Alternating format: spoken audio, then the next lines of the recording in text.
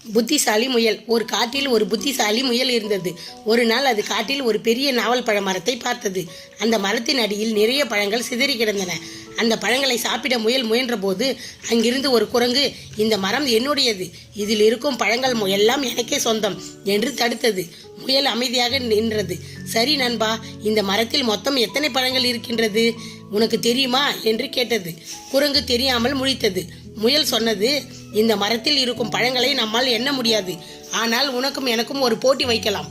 யார் அதிக நேரம் கண் சிமிட்டாமல் இருக்கிறார்களோ அவர்களுக்கே இந்த மரம் சொந்தம். குரங்கு ஆர்வத்துடன் சம்மதித்து இரண்டும் ஒன்றை ஒன்று பார்த்தபடி நின்றது. குரங்கு கர்வத்துடன் கண்களை விரித்து பார்த்தது. ஆனால் முயல் மெதுவாக தன் கண்களை மூடி தூங்குவது போல நடித்தது. குரங்கு முயல் தோற்றுவிட்டது என்று நினைத்து சிரிக்க முயன்ற போது அதன் கண்கள் தானாகவே சிமிட்டின. முயல் உடனே கண்ணை திறந்து, நண்பா, நீ சிமிட்டி விட்டாய், நான் தான் ஜெயித்தேன் என்றது. குரங்கு தன் தோல்வியை ஒப்புக்கொண்டது. அந்த பழங்களை எல்லாம் முயலும் குரங்கும் பகிர்ந்து உண்டது. இந்த கதையின் நீதி, பலத்தை விட புத்திசாலித்தனமே பெரிய வெற்றிகளை தரும்.